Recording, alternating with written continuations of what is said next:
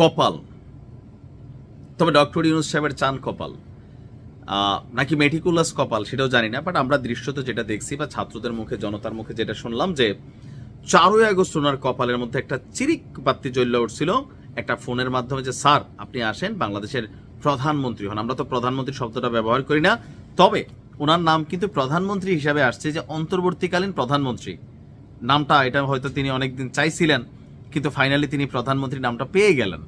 এই নাম আবার আমরা দেই নাই, এই নাম এমনভাবে দেওয়া হয়েছে সারা পৃথিবী দেখতেছে, সারা পৃথিবী। অন্তর্বর্তীকালীন প্রধানমন্ত্রী, প্রধান উপদেষ্টা শব্দটা একরকম, প্রধানমন্ত্রীর একটা ফিল আছে না? অবশ্যই ডক্টর ইউনূসের হয়তো একটা স্বপ্ন ছিল, একসময় একটা রাজনৈতিক দল করছিলেন প্রধানমন্ত্রী হবেন, প্রধানমন্ত্রী কিন্তু হয়ে গেছেন। তবে আমরা বানাই নাই, আমরা প্রধান উপদেষ্টা বানাইছি।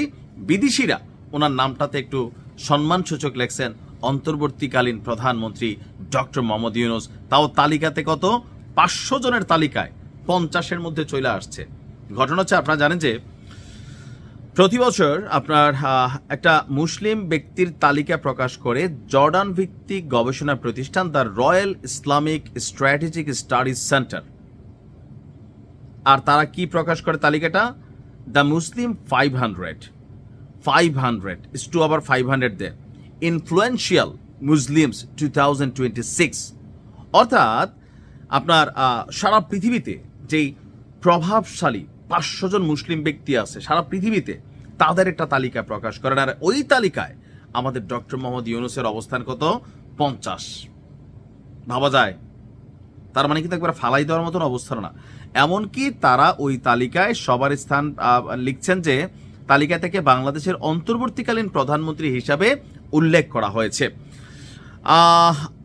এবছরের শীর্ষ তালিকায় আছে কাতারের আমির Sheikh Tamim bin Hamad Al Thani, দ্বিতীয় আছে পাকিস্তানের প্রখ্যাত মুফতি এবং ইসলামিক স্কলার শেখ মোহাম্মদ তাকি উসমানী, এবং তৃতীয় স্থানে রয়েছেন ইয়েমেনের সুফি আলম শেখ হাবিব ওমর বিন হাফেজ।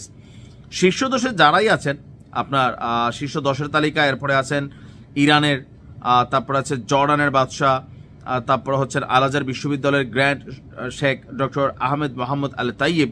এখানে অনেকের নামই আছে। আর আমাদের ডক্টর ইউনূস সাহেব আছেন 50 নম্বরে। এখন দেখেন এই যে 50 নাম্বার, 500টা মানে 500 জনের মধ্যে 50, সারা পৃথিবীতে মুসলিমের সংখ্যা কত এই মুহূর্তে? 200 কোটির বেশি।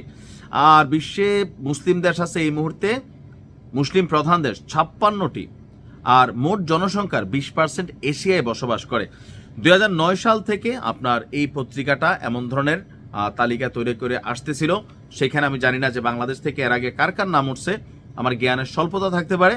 তবে ডক্টর মোহাম্মদ ইউনূসকে প্রভাবশালী মুসলিম হিসাবে কেন দেওয়া হলো, এটার পিছনে নানান আলোচনাও আছে, যে মানে তিনি কি আসলে এমন কোনো কাজ করেন যেটা মুসলিম কমিউনিটির পক্ষে গেছে, বা তার নোবেল পাওয়ার আগে তিনি তো পশ্চিমাদের খুব মিত্র, যারা সারা পৃথিবী জুড়ে ওইটাই করে। বাট বিষয়টা ওইখানে না। বিষয়টা আমার কাছে যেটা মনে হয় যে এই মুহূর্তে সারা পৃথিবীতে যে মুসলিম কমিউনিটি আছেন, অথবা ধরেন যারা এখানে প্রভাবশালী ব্যক্তিত্ব আছেন, তার দেশের মধ্যে তার ওজন কতটুকু, বা তার কথায় সিস্টেম কতটুকু চলে, বা তার প্রভাব প্রতিপত্তি ক্ষমতা, যারা এটা সিলেকশন করে অবশ্যই তাদের একটা মাপকাঠি আছে।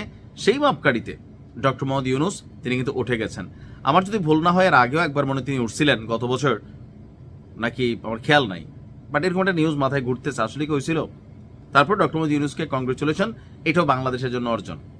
এখন বাংলাদেশে আর অন্য কোনো হুজুর, জামাতের আমির অথবা মামুনুল হক সাহেব আর কেউ কিন্তু এটা পায় না, এটা তিনি পাইছেন। ভালো থাকবেন।